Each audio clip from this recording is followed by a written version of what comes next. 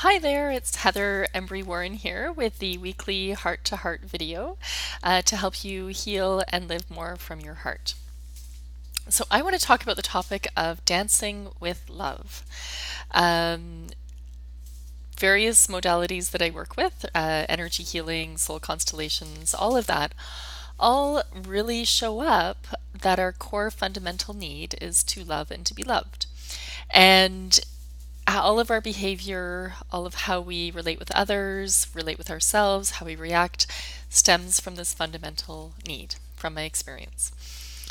So I'll just give you an example that we learn our fundamental lessons of love from our families of origin. So the people that we were born into, we learn everything there is to learn about love, including rejection, including feeling different, feeling unsafe, or even feeling what we need to do for approval.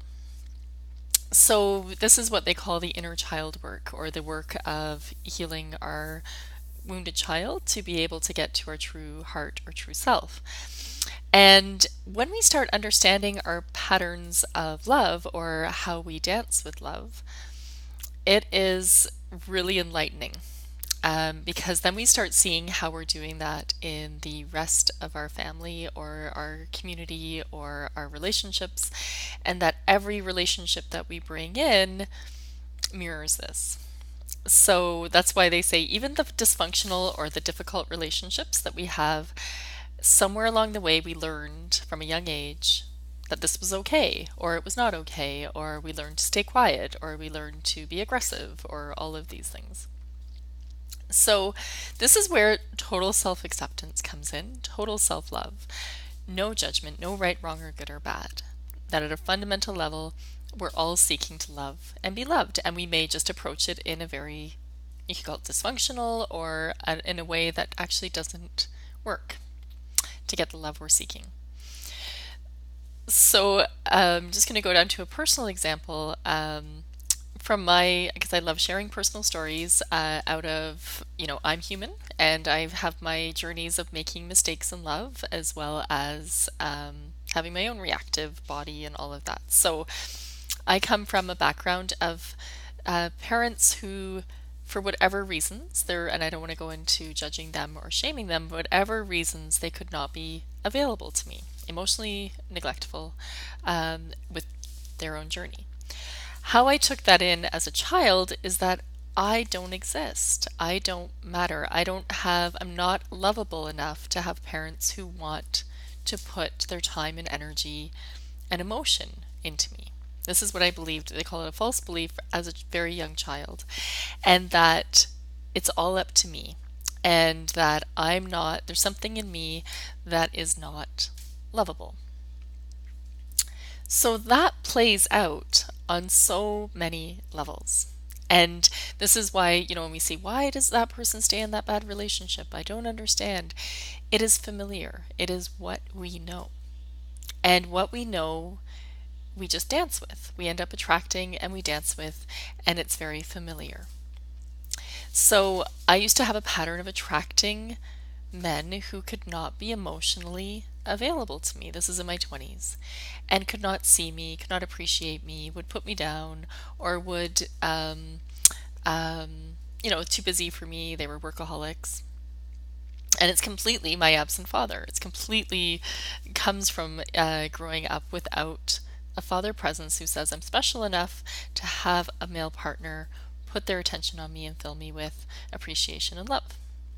That there would be a part of me that would not even know that. I was completely foreign to having healthy affection from the masculine. So it's taken my own healing journey, my own healing work. I'd say my recent relationships in my 30s and my 40s are very different. It's always an ongoing learning, though, of what is acceptable and what isn't. What do I allow in and what I don't? And what is healthy love for me? It may not be what another person needs for love, but knowing what I need in order to feel loved from another. So, words of affection, being there, not abandoning me if I have an emotional experience, all of those things are things I need because I did not get that growing up. So, the more that you really unpack your stuff, the more you really understand your own journey with how you dance with love in all of its dysfunctional ways. What are you believing about yourself because of your childhood experiences with your parents? And it doesn't require a ton of therapy to have these ahas. It does not require, I will say that it very much, once we start looking at how you dance, you start having these breakthroughs, and it doesn't require tons and tons of therapy. You may need to go to therapy to get to heal deeper traumas in it, but to actually realize it or come to understanding or really look at your core beliefs, it's not that long and it's not that scary. But it can give you that shift that goes, holy crap, I really am doing it to myself. Okay, so if you're needing any support in that, I would love to do that with I have a Nodding the Heart package, and we look at family patterns and we go into origins of why and how you're dancing with it. Okay, if you have any questions, I'd love to hear your stories and what insights you're gaining from this. Send me an email, heather@blossomingheart.ca, or go to blossomingheart.ca on the internet and book a free initial session. We can chat. I would love to support you in having healthy, balanced, loving relationship experiences in your life and to really get you into full self awareness. Right? Have a wonderful day or evening, and we'll see you next week.